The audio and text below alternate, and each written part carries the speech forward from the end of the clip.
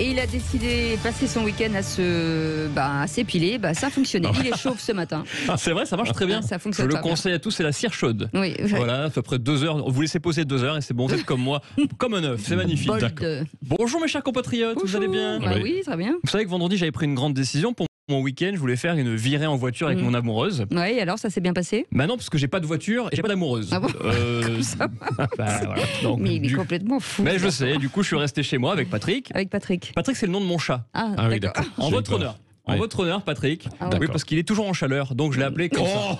Oui, voilà, je dis c'est le chat. C'est quoi ce délire? Il vous embrasse, il nous écoute, j'espère en tout cas. Alors, mon week-end en amoureux, sans amoureuse, c'est dans l'air du temps. Puisque le gouvernement nous a donné le droit d'aller dans les parcs d'attractions, mais il nous interdit de faire les attractions.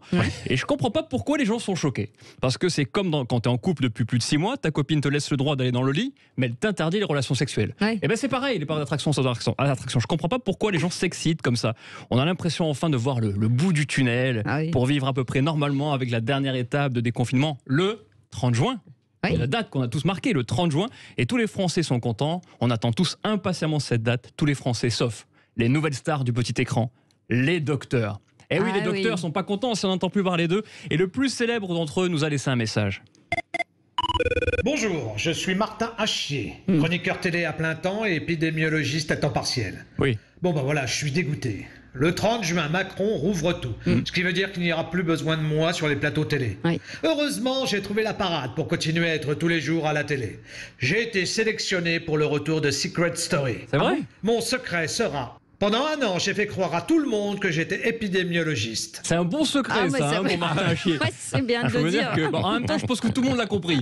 Mais c'est sûr que quand t'es docteur, c'est plus sympa de passer tes journées maquillé, coiffé face à Laurence Ferrari sur le plateau de CNews, entre autres, plutôt que dans un cabinet médical face à Germaine Peugeot, 98 ans, qui te demande de lui ausculter son pied droit parce qu'il y a un 14e oignon qui vient de sortir. C'est vrai que c'est quand même moins cool. C'est pas pareil. C'est pas pareil. Bon, mais si le Covid disparaît, qu'est-ce qu'ils vont devenir tous ces épidémiologistes? Avant le Covid, on savait même pas que ça existait ce métier. Et avant le Covid, la définition d'un épidémiologiste, c'était une personne spécialisée dans l'étude d'une épidémie.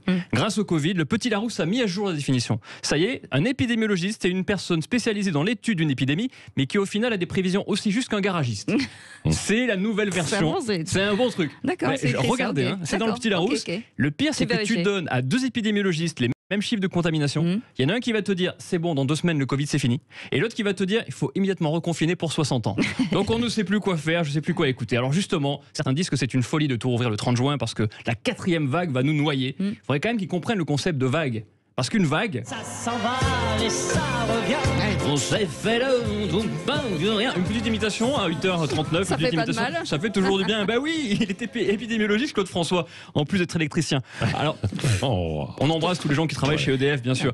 Enfin, les terrasses des restaurants rouvrent le 19 mai. Vous êtes contents? Voilà, on est contents. Oui, mais les restaurants, c'est comme les parcs d'attractions. Vous pouvez aller au restaurant, mais vous n'avez pas le droit de manger. On mange pas. Non, mais ils sont capables de faire ça. Je vous rappelle qu'au cinéma, on peut aller voir le film, on mange pas de popcorn, pas de confiserie. Et on touche pas son voisin. Ça c'est dommage que je vais au cinéma que pour ça. Bah oui, on y va ensemble d'ailleurs, on va voir Fast and Furious avec Patrick cet été, Fist and Furious plutôt. Alors Patrick, est-ce que vous êtes content que les terrasses rouvrent enfin le 19 mai? Oui. Oui, tout de suite. Bah oui, et étonnamment, c'est une fausse bonne nouvelle pour une certaine catégorie de la population. À votre avis, qui? Je sais pas moi. Les célibataires radins. Et oui, c'est terminé l'excuse du « Ah Caroline, on se connaît pas, on s'est jamais vu, mais si tu veux qu'on se rencontre, je suis désolé, les bars et les restos c'est fermé, il n'y a pas 36 solutions. Soit pour le premier rendez-vous, on va chez toi, soit chez moi dans mon canapé. Et t'inquiète pas, je te jure, on fera rien. Et 3 heures après, tu n'es plus dans le canapé, mais dans Caroline. » Ouais, c'est ça. Ah bah oui, c'est comme ça. C'est comme ça. Et le plus célèbre radin du monde a un message à passer assez semblable. Il est membre du CDGC, le club des gros crevards. À vous, Gérard Harpagon. Bonjour, c'est Gérard Harpagon, j'appelle du Loir et pas cher. Et oui. Dans 9 jours, vous serez obligé d'amener à nouveau vos cibles au restaurant, ce qui coûte en moyenne 75 € pour un taux de conclusion égal à 22%. Alors qu'aujourd'hui, la demoiselle vient chez vous, un paquet de Twinnuts au paprika, une carafe d'eau et hop, c'est dans la poche. C'est vrai. Je vous laisse, j'attends une prétendante. Faut que j'aille dans les toilettes. Je vais remplir la carafe. Bah oui, c'est naturel et c'est gratuit. Non, c'est dégueulasse, monsieur Harpagon, là, Gérard. Ça va pas ou quoi? Non, mais c'est ça. En tout cas, pensez à ça. Maintenant, les restos, faut payer. Les bars, faut payer. Donc, profitez, il vous reste 9 jours. Et ce qui est gratuit aussi, c'est quoi? C'est la vaccination. Et ça y est, à partir de mercredi, les injections sont ouvertes à toute personne de plus de 18 ans. Donc, ça y est, enfin, je peux y aller. Oui, Cécile, on peut y aller lorsqu'un créneau est disponible la veille pour le lendemain. Alors, il paraît qu'Alain Fischer, vous connaissez Alain Fischer? Oui. Alain Fischer, c'est le monsieur vaccin du gouvernement, Alain Fischer. Bon, on ne sait pas à quoi il sert, mais en tout cas, on l'embrasse. Il aimerait que Kylian Mbappé soit ambassadeur de la vaccination. Il paraît qu'il a hésité entre les deux attaquants français les plus légendaires du football français, qui sont bien sûr Kylian Mbappé et Stéphane Guivarch. Ce sont les deux plus grands champions du monde, bien sûr. Il a marqué 0 but, mais il était là, c'est le plus important. Et le Premier ministre a tenu à apporter ses précisions quant à la rumeur Kylian Mbappé, ambassadeur de la vaccination. Alors à tout de suite, à vous Matignon.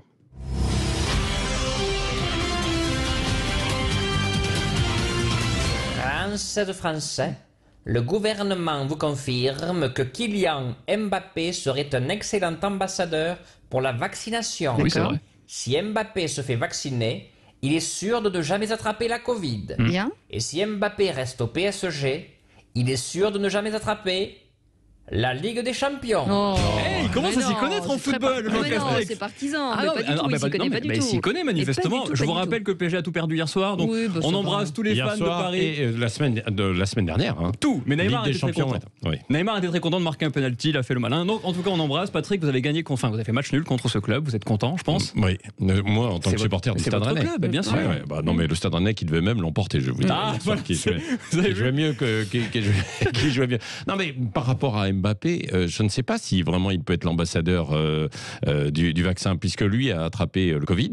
Oui. Donc normalement, quand on a attrapé le Covid, alors il y a un délai, bien sûr, il y a un délai, mais vous ne pouvez pas être vacciné immédiatement. Mais je crois que c'est 3 mois, 3-4 mois, ça dépend. Ça, je ne sais pas, mais en tout cas, il peut donner l'envie aux jeunes de se vacciner. Je ne me souviens plus effectivement de la date, quand est-ce qu'il a eu le Covid, c'était à l'automne dernier. À l'automne, ça fait un petit moment quand tout le monde l'a eu. Vous allez faire des recherches au lieu de plaisanter. Allez, je reviens demain matin avec une petite recherche sur le Covid. Bêtise toute la journée, c'est pas possible. C'est terrible, c'est terrible. Allez, on vous retrouve sur sudradio.fr.